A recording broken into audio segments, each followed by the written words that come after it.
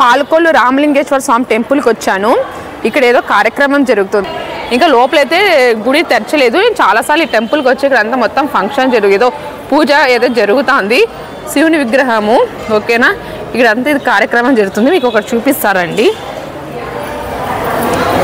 లోపలైతే వీడియో తీసుకోవడానికి ఛాన్స్ లేదు. ఎందుకంటే లోపల చాలాసార్లు దర్శనానికి వెళ్ళినప్పుడు లోపల వీడియో తీయనీయలేదు.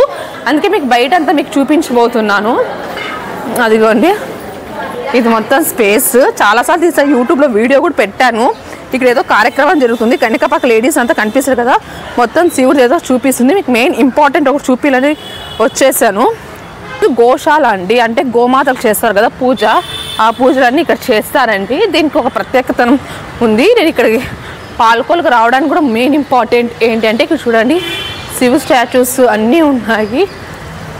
ఇదంతా స్పేస్ అంతా గోశాల మాత్రం, అంటే ఏదో గోమాతకు ఏదో చేస్తారు కదా రామలింగేశ్వర స్వామిది, అది అండి.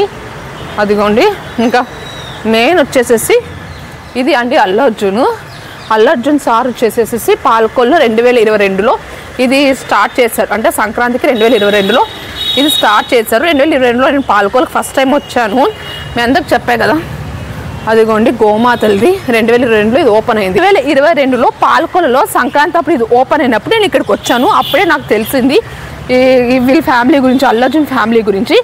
ఈ టెంపుల్కి ఎవరైతే డబ్బులు ఇస్తున్నారో ఇవంతా బన్నీవాస్ అండి, బన్నీవాస్ చేతి ఇచ్చి పంపిస్తున్నారు. దేవుడికి ఇంత డబ్బు అయితే అవసరం ఉండదు. పాలకొల్లో ఇవన్నీ గుళ్ళు కట్టడానికి దేవుడికి అయితే ఇంత డబ్బు అవసరం ఉండదు. ఆఖరి దేవుడి దగ్గర డబ్బులు కూడా బన్నీవాస్ నొక్కేస్తున్నాడంట అండి. అందుకని ఈరోజు కీడు మొత్తం అల్లు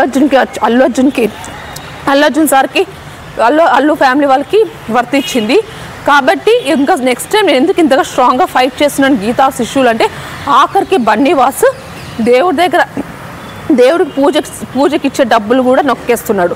ఆ కీడు మొత్తం అల్లు ఫ్యామిలీకి చెందుతుందండి. అందుకే నెక్స్ట్ టైం ఇది రిపీట్ అవ్వకుండా ఉండాలంటే నేను అర్జెంటుగా బద్రీనాథ్ కేదార్నాథ్కి వెళ్ళాలి. నేను జూలై 2వ కోర్టుకు మాత్రం రావాలి. ఇక్కడ పాలకొల్లు అయితే చాలామంది నేను వచ్చినప్పటి నుంచి అంటున్నారు ఇంత గొడవ జరుగుతున్నా గీతా శిష్యులు అల్లు అర్జున్ ఇంత 2 months నుంచి ఇంత ఫైట్ జరుగుతున్నా ఎందుకు బన్నీవాస్ బయటకు వచ్చి మాట్లాడట్లేదని ఫ్రూట్స్ అమ్మే వాళ్ళు కానీ, ఇక్కడ నేను లంచ్ చేసిన దగ్గర కానీ, కూల్ డ్రింక్ షాపులు కానీ, ఆటో వాళ్ళు కానీ అందరూ ఆఖరికి హరిరామ జోగయ్య గారు కూడా ఇదే మాట అన్నారు. ఇంత గొడవ జరుగుతుంటే బన్నీవాస్ ఎందుకు మాట్లాడట్లేదని. ఇది అండి ఓకేనా.